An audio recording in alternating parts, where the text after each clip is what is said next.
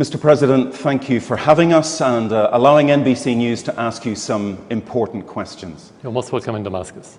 A few weeks ago, you told lawmakers here that you would retake every inch of Syria. The US State Department called that delusional. You're a long way from winning this war, aren't you? Never mind retaking every inch of Syria.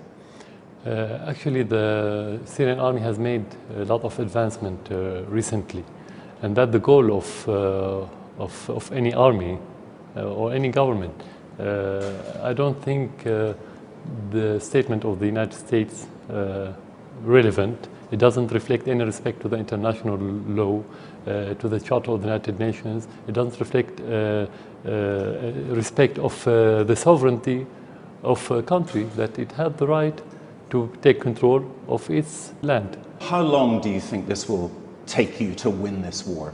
You're talking about something that related to many factors. The most important factors: how long are the supporters of those terrorists are going to keep supporting them, especially Turkey and Qatar and Saudi Arabia, with the endorsement of some Western country, including the United States. If you don't have that support, it won't take more than a few months. More than a few months. Yeah. You see, I've been here 10 times and I've heard your governors say it will take a month to retake Homs, it will take 6 months to retake somewhere else. It always takes longer than that. So realistically, this will take years, won't it?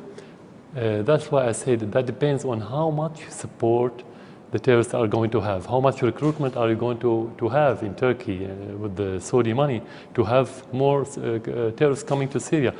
Their aim is to prolong the war. So they can prolong it if they want. And they've already succeeded in that. So that depends on the question. If you're talking about how much it's going to take as only Syrian conflict, isolated conflict, this is where it won't take more than a few months. But if it's not isolated, as it's the case today, with the interference of many regional and international powers, it will going to take a long time. And no one had the answer that you have, because nobody knows how the war is going to develop. A year ago, the war was going quite differently. You made a speech in which you said you were short of troops. You had to give up some areas reluctantly. What changed after that was that Russia entered the war. That's the real reason this war is turning, isn't it? That Russia is on your side. Definitely, the Russian support of the Syrian army has tipped the scales against the terrorists. It's the crucial factor. It is definitely. At the same time, Turkey and Saudi Arabia has sent more troops since that Russian legal intervention started. But in spite of that, it was the crucial factor, as you just mentioned. You owe President Putin a lot.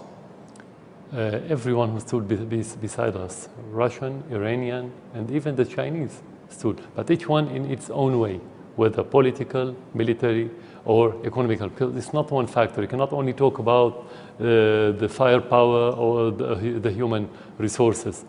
It's multi-factor issue. All those countries supported Syria, beside other countries supported to a lesser degree. Has President Putin demanded anything of you? What's the deal? When he wanted to intervene, he didn't ask for anything. Nothing. For a simple reason. First of all, politics build on values. This is very important. The second thing, their interest is common interest with us now, because they are fighting the same terrorists that they should fight in Russia. We are fighting the terrorists that could be fighting in Europe, in the United States, anywhere else in the world. But the difference between President Putin and the other Western officials, that he could see that clearly, while the other officials in Europe or in the West in general couldn't see that. That's why his intervention is based on values and at the same time based on the interest of the Russian people. Do you speak much with him? When there's something to speak about, of course we speak, or through officials. How often, for example, this year have you spoken with him?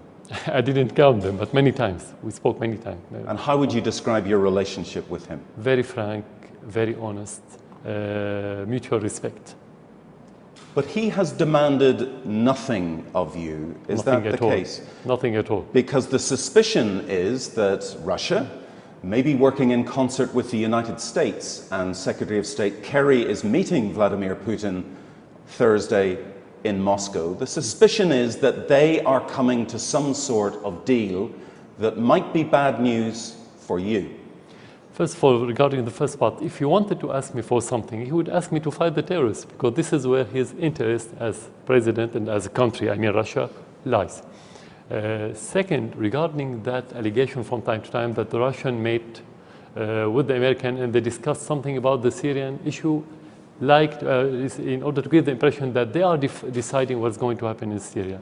Many times, the Russian officials many times said clearly that the Syrian issue is related to the Syrian people. And yesterday, Minister Lavrov said that clearly, said we cannot sit with the American to define what the Syrian wants to do. This is a Syrian issue. Only the Syrian people can define the future of their country and how to solve their problem.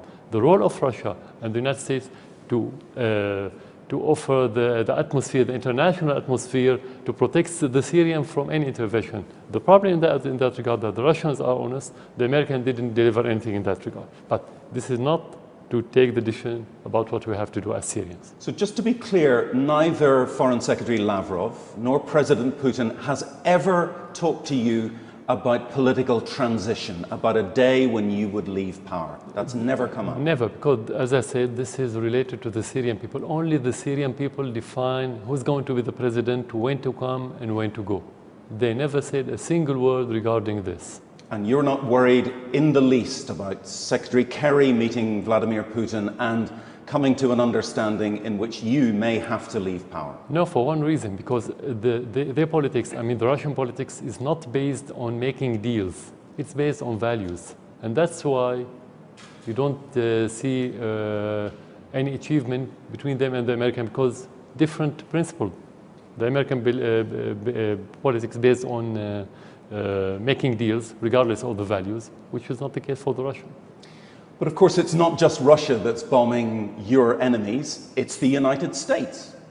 Do you welcome American airstrikes against ISIS? No, because it's not legal. First of all, it's not legal. It's not legal for Russia to do it, is it? No, they are invited legally and formally by the Syrian government. It's the right of any government to invite any other country to help in any issue.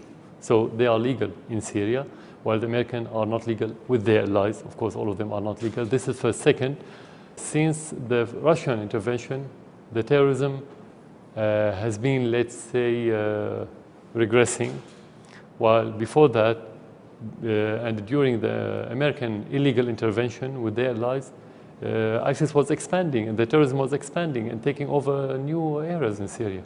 They're not serious. So I cannot say I welcome the unseriousness and to be in Syria illegal. Thousands of missions, hundreds of airstrikes. The United States is not being serious? The question is not how many strikes, what the achievement, that's the question. The reality is telling that since the beginning of the American airstrikes, the terrorism has been expanding and prevailing, not vice versa. It's only shrinked when the Russians intervened. So this is reality. We have to talk about facts. It's not only about the pro forma action that they've been taking. So American airstrikes are ineffective and counterproductive? Yes, it is counterproductive in somehow. When the terrorism is growing, it is counterproductive. That's correct. Whose fault is that? Is that a military fault, or is President Obama simply not being, let's say, ruthless enough? Yeah. No, first of all, it's not about being ruthless. It's about being genuine. It's about the real intentions. It's about being serious. It's about having the will. The United States doesn't have the will to defeat the terrorists. It had the will to control them and to use them as a card like they did in Afghanistan. That will reflect it on the military aspect of the issue. If you want to compare more than 120 or 30 Russians airstrike in few areas in Syria compared to 10 or 12 American allies airstrikes in Syria and Iraq, it means militarily nothing. But that military ineffectiveness is a reflection of the political will. There was a political will, as you put it, to remove you from power. That was the will of Washington. That seems to have changed. Have you any idea why the United States has changed its mind, apparently, about your future? No, because the problem with the American officials, they say something and they mask their intentions. They go in different way. They say something, they say the opposite. They say something, they do something different. So you cannot tell what their real intentions. What I'm sure about that, they don't have good intentions towards Syria. Maybe they are making tactics, maneuvers, but they haven't changed their intention, as I believe. President Obama wanted you out. He's leaving office soon, and you're staying. Did you win? No, it's not between me and him. It's between me and whoever wants to destroy this country, and mainly the terrorists within Syria now. This is where we can win as Syrians if we can get rid of those terrorists, if we can restore the stability in Syria. This is where we win. Otherwise, we cannot talk about winning. That's true they didn't succeed, but if they don't succeed in their plans, if it went into a fiasco, doesn't mean we win the war. So I have to be realistic about and precise about choosing the terms in that regard. But one of the president's key aims, which was to remove you from power, has clearly failed. Or do you believe it's failed? Yeah, I said he's failed, but doesn't mean I win, because for him the war is to remove me. For me, the war not to stay in my position. For me, the war is to restore Syria. So yeah, you're talking about two different wars. For me, I'm not fighting my war. I'm not fighting the war that the president should stay. My war is to protect Syria. I don't care about if I stay or not, as long as the Syrians don't want me to be in my position. For me, I don't care about what the other presidents want. I care about what the Syrian wants. If they want me to stay, I'm going to stay. If they want me to leave, I'm going to leave. So it's different, completely different thing. Do you feel the United States has fundamentally misunderstood your war with ISIS, with what you might call a common enemy? Again, it's not common enemy, because for us, we are genuine in fighting not only ISIS and al-Nusra and every affiliated to al-Qaeda organization within Syria. They have the same, all of them are terrorists. So if you want to talk not about ISIS, about the terrorist groups, we wanted to get rid of the terrorists, we wanted to defeat those terrorists, while the United States wanted to manage those groups in order to topple the government in Syria. So you cannot talk about common interests unless they really want to fight those terrorists and to defeat them. And they didn't do that. They've been in Iraq in 2006. They didn't try to defeat them. But America is very genuine about fighting ISIS. ISIS is a threat to the American homeland. How can you say America is not serious about fighting ISIS? ISIS has been set up in Iraq in 2006, while the United States was in Iraq, not Syria was in Iraq. So it was growing under the supervision of the American authority in Iraq, and they didn't do anything to fight ISIS at that time. So why to fight it now? And they don't fight it now. It's been expanding under the supervision of the American airplanes. And they could have seen the ISIS using the oil field and exporting oil to Turkey, and they didn't try to attack any convoy of ISIS. How could they be against ISIS? They cannot see, they don't see. How the Russians could have seen it from the first day and started attacking those convoys. Actually, the Russian intervention unmasked the American intentions regarding ISIS and the other terrorist groups, of course. 3 years ago, President Obama made a threat against you. He drew a red line and then withdrew from that and did not attack you. What do you feel about that? Is that the sign of a weak president? Yeah, that's the problem. In the United States, they've been promoting for years now, only a good president is ruthless or tough, that who should go to war. This is the definition. Otherwise, he's going to be a weak president, which is not true. Actually, for the American administration, since the Second World War, they have a share in stoking the fire and conflicts in every part of this world. And as the time goes by, those administrations are becoming more and more pyromaniac. The difference now between those administrations is only about the mean, not about the goal. One of them sent his own troops, like Bush. The other one is using surrogate mercenaries. The third one using proxy, and so on. But the core is the same. Nothing has changed. To go back to that moment 3 years ago, was that the sign of a weak United States and a weak president? Yeah, because if you want to talk about the core, which is the war, attacking Syria, they've been attacking Syria through proxies. They didn't fight ISIS. They didn't make any pressure on Turkey or Saudi Arabia in order to tell them stop sending money and personnel and every logistic support to that terrorist. They could have done so. They didn't. So actually, they are waging war, but in different way. They didn't send their troops. They didn't attack with missiles, but they sent mercenaries. That's what I meant. I mean, the same. Did it surprise you that they didn't attack? No, no, it wasn't a surprise, but I think what they are doing now had the same effect. So between mercenaries and between missiles, this one could be more effective for them. So no, I couldn't say that I was surprised. You're a leader. By drawing a red line and not following through, has that damaged America's credibility, not just in the Middle East, but in the world? But this credibility hasn't ever existed for us, at least since the early 70s, to be frank with you. Since we restored our relation with the United States in 1974, we never saw any administration has real credibility in every issue we dealt with. They never had it. So I cannot say that it harmed. Many of their allies, they don't believe them. I think the American credibility, not because of what you've mentioned, because of their politics in general, their mainstream politics are at an all-time low. That's how we see it. An all-time low in terms of its credibility in the world? Generally, yeah, and regarding the politics in general, not regarding Syria. Yeah. Do you welcome the end of President Obama's term of office? It means nothing for us, because if you change administration but you change politics, it means nothing. So it's about the politics. And in Syria, we never bet on any president coming or any president going. We never bet, because what they say in their campaign is different from what they practice after they became elected. You've talked about presidents being the same, never changing their policy, but there will be a new president in the United States next year. Yeah. Do you hope for a new relationship? Do you believe anything like that is possible? Yeah, of course, we always hope that next president would be much wiser than the previous one, less pyromaniac, as I said, less militaristic, adventurist president. That's what we hope. But we never saw. Somehow, I mean, the difference is very marginal. So we keep hoping, but we don't bet on that hope. So there will be a new president. There are two main choices. One of them is Donald Trump. What do you know of Mr. Trump?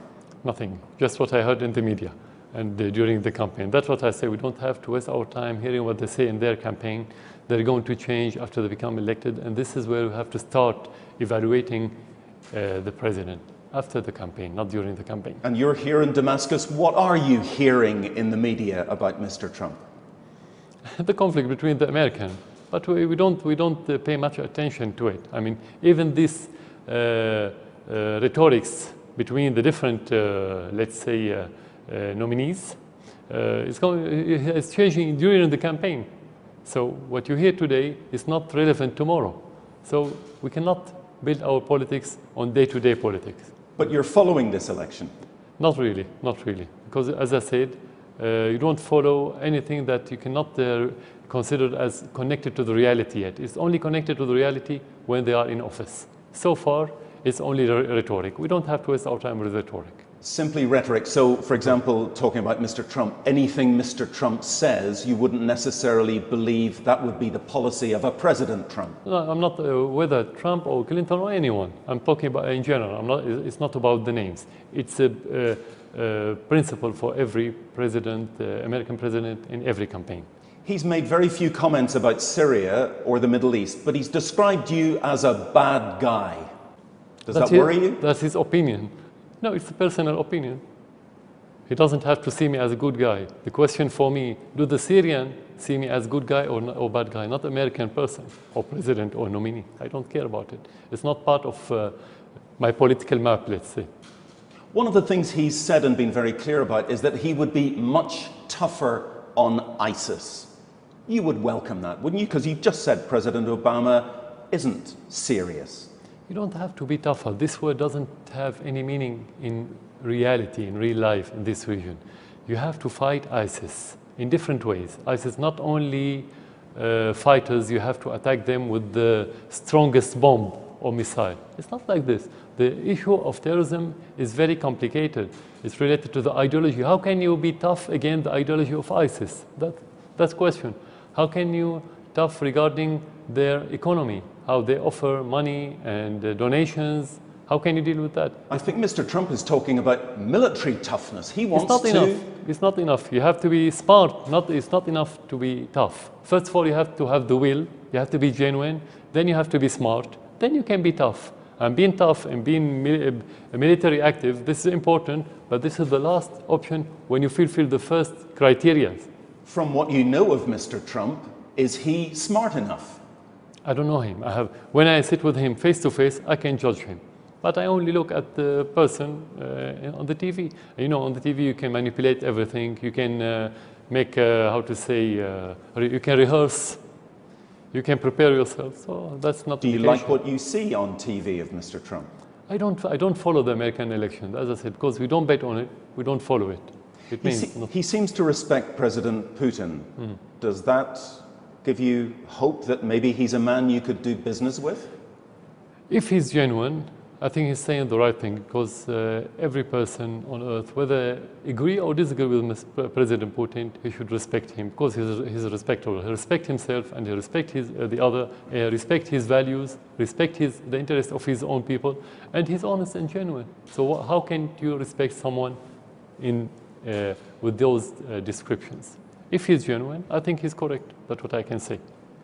Mr. Trump has also made comments about Muslims and not allowing Muslims into the United States. Did that anger you, upset you?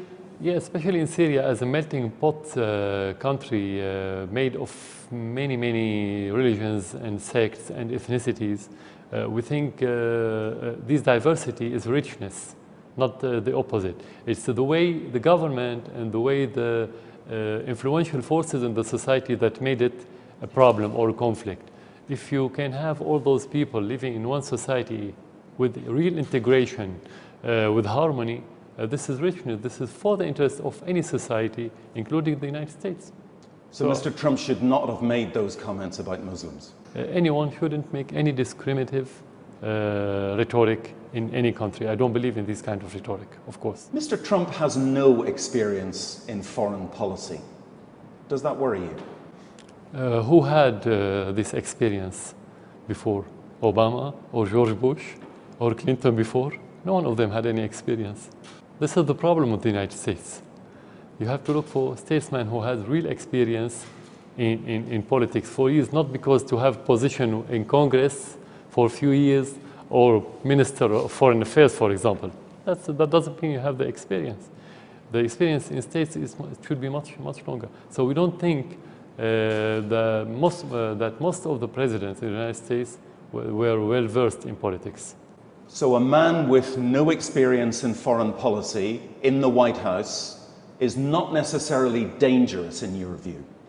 If anyone who doesn't have experience in any position, a White House or in the presidential palace in Syria or in another country, of course it's dangerous for the country, generally. Of course, the United States as a great power, it could have more impacts on the rest of the world. But it's not only about the experience. At the end, when you have institutions, they can help. It's about the intention. Is it going to be with good experience, but with militaristic intentions, destruction intentions, and so on? So you have to talk about many factors. It's not enough to talk only about the experience. Someone with more experience in foreign affairs is Hillary Clinton. She is known to you in one sense. What would the consequences be if Hillary Clinton wins the election? Again, the same. I have to repeat the same answer. It depends on her politics. What politics is she going to adopt? Is she going to prove that she's tough and take the United States to another war or to make escalations? This is where it's going to be bad for everyone, including the United States. If it's going to go in another direction, that will be good.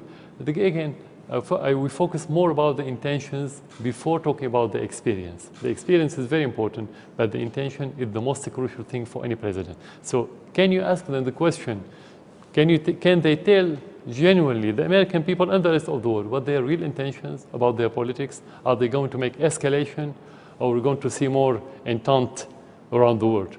Well, one difference between them clearly is that Mrs. Clinton is determined, it seems, still to get rid of you. At least that's her stated position. Mr. Trump says he's focusing on ISIS, leave you alone. That's a clear difference between the two. Hillary Clinton, well, I'll ask you the question.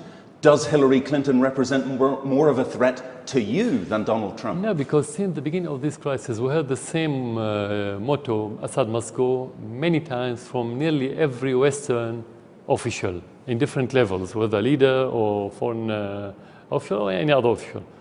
We never cared about it. We never. So you cannot talk about this as a threat. This is interfering in our internal issues. We're not going to respond to. As long as I have the support of the Syrian people, I don't care about whoever talk, including the President of the United States himself, anyone.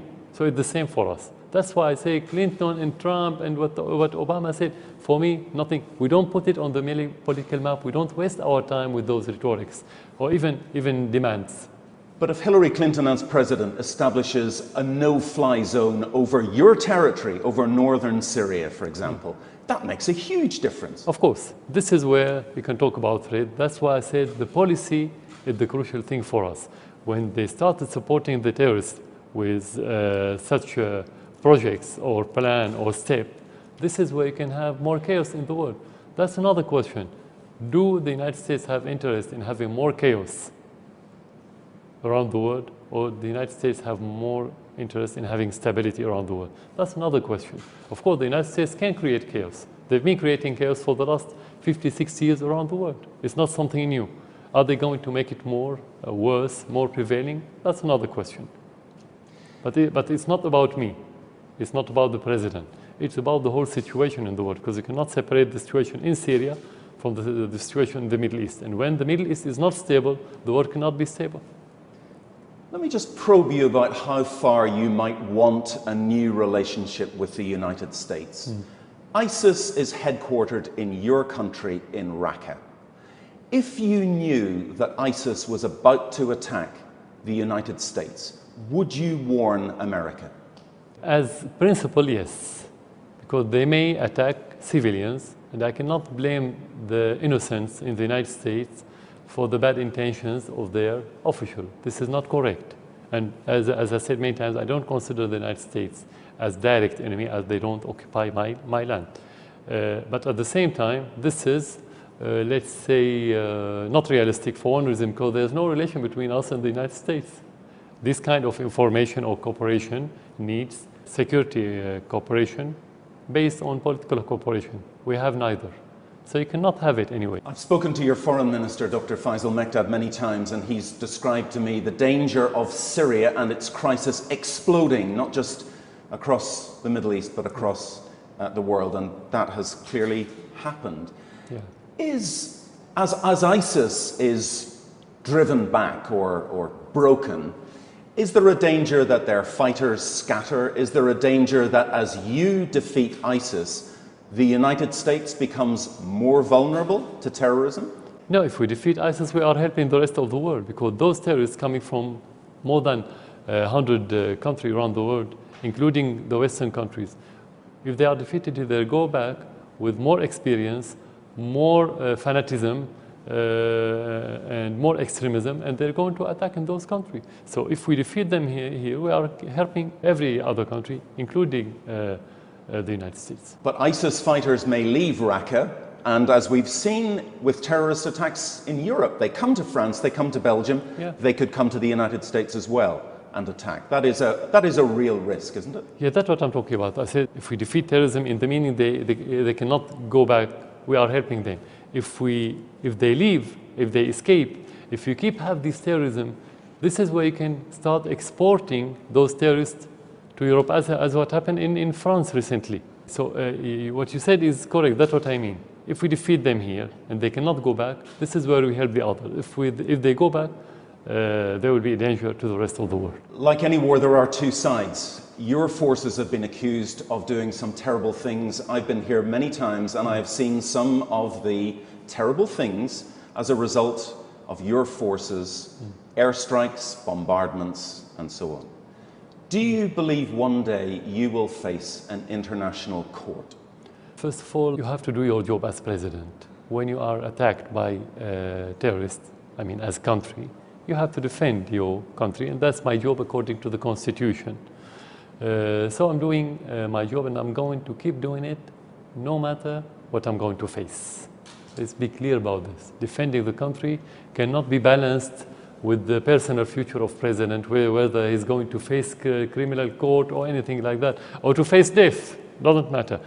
If you don't want to face all these things, leave that position and give it to someone else. But the reason people are saying you should face a war crimes tribunal is that you are clearly using any means whatsoever. I mean, I know you don't agree that there is such a thing as a barrel bomb. Yeah. Never mind the metal.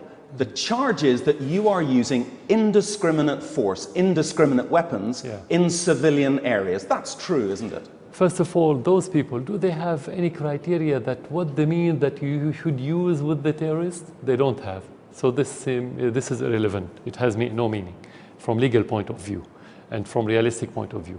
Second, if you talk about indiscriminate, no army would use indiscriminate armament in such a situation where there's nearly intermingle between the two sides. With respect, Mr. President, I've seen a bomb thrown from a helicopter. That was indiscriminate. Let's say, technically, this is not the issue, whether to throw it from helicopter or from aircraft. This is not the issue.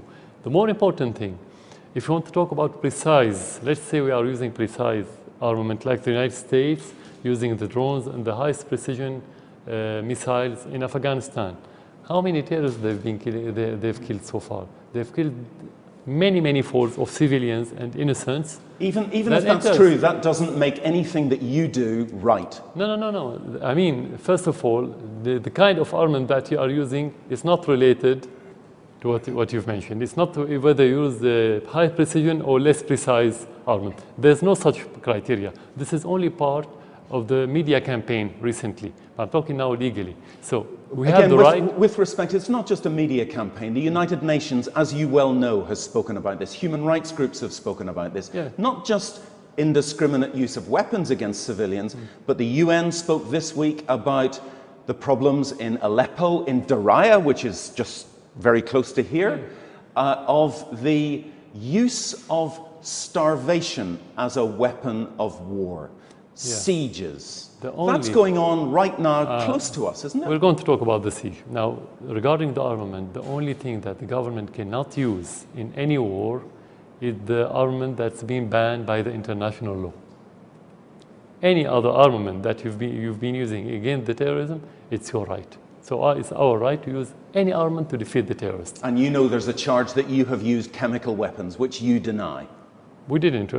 So far, it's been 3 years, no one had offered any evidence regarding this, only allegations. There's plenty of evidence, but you reject them. No, there's no evidence actually, only pictures on the internet. Photographic, scientific, eyewitness? Nothing. You have delegation coming from the International Organization of Chemical Weapons. They came to Syria and they didn't have any evidence. They collected everything, samples and everything to offer evidence. They couldn't. There's no evidence. So we didn't use it, and there's no logic in using it. Let's talk about the methods your forces are using close to here, which is cutting off an area and besieging it. And there are thousands of civilians very close to here who are starving. Yeah. Do you recognize that? Let's presume you are saying what you're saying is correct. Let's presume that. Now you're talking about encircled or besieged by the army for years now, not for a month, for years.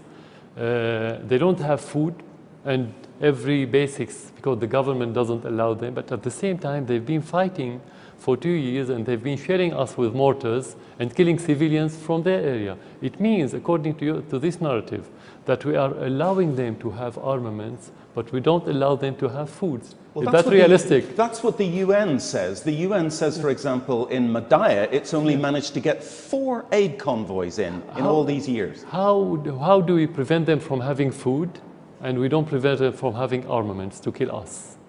What's the logic in this? This is contradiction. We either besiege everything or we allow everything. This is first. Second, the proof that this is not correct, that you have every video about the convoys coming from the United Nations to reach those areas. Otherwise, how could they survive for years if they are under besiege? It's been years. They've been talking about the same narrative, reiterated for years now, but people are still alive. How could they live without food? Targeting civilians in a war is a war crime. And just recently, the family of Marie Colvin, an American journalist, has launched a suit in the United States charging you and your government with deliberately targeting and killing her. You know Marie Colvin. She was a friend of mine. Journalist, Did your forces target Marie Colvin and her colleagues with an intention to kill her? No, very simply. First of all, the army forces didn't know that Marie Colvin existed somewhere, because before that we hadn't known about Marie Colvin. So it's a war, and she came illegally to Syria. She worked with the terrorists, and because she came illegally, she's been responsible of everything that befall on her. This is first. Second, she's responsible for her own death. She came illegally to Syria. We can responsible of everyone within our country when he came legally to Syria. She came illegally, and she went with the terrorists. We didn't send her anywhere. We don't know anything about her. As you know, that doesn't explain why missiles hit the house that she was in Homs. No, nobody knows if she killed by missile, or which missile, and where did the missile came from, or how. No one has any evidence. This is just allegations, because it's a conflict area. It's a war. You know about crossfire. When you caught in a crossfire somewhere, you cannot tell who killed who. So these are allegations. Second, we had hundreds of journalists came to Syria legally and illegally, and they covered for the terrorists, not for the government, and we didn't kill them. So why to single out this person in order to kill him? There's no logic. This is second. Third, tens of journalists working for the government and support the government has been killed. Did we kill them? We didn't. So this is war. Have you heard about good war? I don't think anyone have heard about good war. It's a war. You always have casualties. You always have innocent people being killed by any means, and no one can tell how. You see, the impression you give, Mr. President, is of a man who feels he bears no responsibility for the terrible things that are done in his name to the Syrian people. You have an air of, oh, well, it really doesn't matter. Yeah. You only bear responsibility of the decision that you take. You don't bear responsibility of your decision that you didn't take. But some of the decisions you've taken have resulted in the deaths of hundreds of thousands of people. Like? Attacking certain areas, launching campaigns, airstrikes, the use of certain weapons. The only two decisions that we've taken since the beginning of the crisis to defend our country against the terrorists, and that's correct decision. The second one is to make dialogue with everyone. We made dialogue with everyone, including some terrorist groups who wanted to give up their armaments, and we made it. We were very flexible. We didn't take any decision to attack any area that doesn't include terrorists, or where terrorists don't shell the other cities adjacent to them. Do you ever see pictures, photographs, videos of children, for example, in rebel-held areas? And I wonder if you have seen those photographs. What do you feel? Sorrow, regret, nothing? My question, how could you verify that those children that you saw on the internet are in their area? You see, there you go again, Mr. President. An answer like that simply reinforces people's view that you're evading responsibility, that actually you don't care for the people on the other side that your forces kill. That question could be answered if you answered that question. How can you blame now Bush for the 1 million Iraqi dead since the war in Iraq in 2003? I'm not talking about President Bush. I am here to ask you. I'm talking about the principle now. It's about the principle, the same principle. So he attacked sovereign country while I defend my country. If you want to use one standard, is one thing. If you want to do a double standard, that's another thing. You're still not giving me the impression that actually you care very much. Well, I talk to American audience, so there must be analogy between the two things, because it's about the logic that you use to explain something. It's not only about my answer.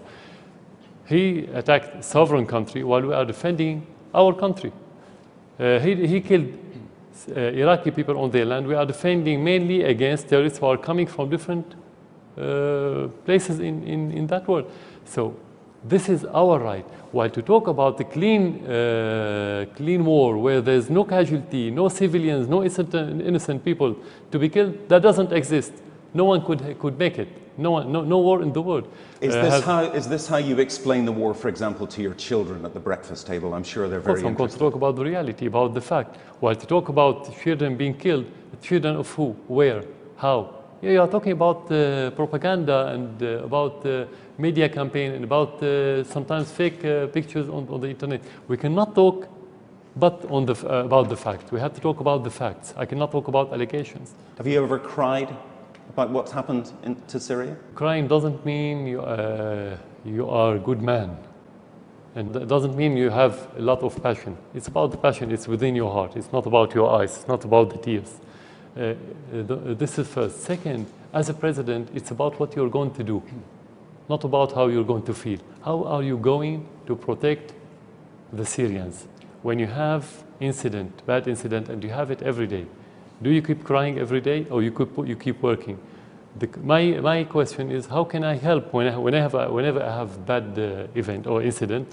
I ask myself, how can I protect the other Syrians from having the same problem?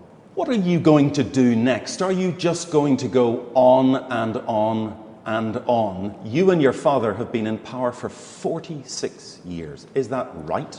No, it's not right, because he's the president, I'm another president. So it's not right. The description is not right at all. He was elected by the Syrian people. I was elected after he died. He didn't put me in any position. So you cannot connect. I'm president and he's president. I've been in power for 16 years. Not for 45 years. You've been in power for 16 years. My question is, are you going to go on and on and on? In my position, you have to ask the Syrian people. If they don't want me, I have to leave right away, today. If they want me, I have to stay. It depends on them. I mean, if I want to stay, again their will, I cannot produce, I cannot succeed. And I don't think I have the intention not to succeed. How do you think history will remember you? How I hope the history will remember me. I cannot foretell. I'm not a fortune teller. I hope that the history will see me as the man who protected his country from the terrorism and from the intervention and saved its sovereignty and the integrity of its land. Because you know what the first draft of history is saying, that you're a brutal dictator. You're a man with blood on your hands, more blood on your hands than even on your father. No, again, I will draw that example. If you have a doctor who cut the head because of a gangrene to save the patient, you don't say he's a brutal doctor. He's doing his job in order to save the rest of the body. So when you protect your country from the terrorists, and you kill terrorists, and you defeat terrorists, you're not brutal. You are a patriot. That's how you look at yourself, and that's how the people want to look at you. And that's how you see yourself as a patriot? I cannot be objective about looking at myself. The most important thing, how the Syrians look at me. That's the real and objective opinion, not my opinion. I cannot be objective about myself. Mr. President, thank you very much for answering NBC's questions and for taking time to talk to me. For you. Thank you very much.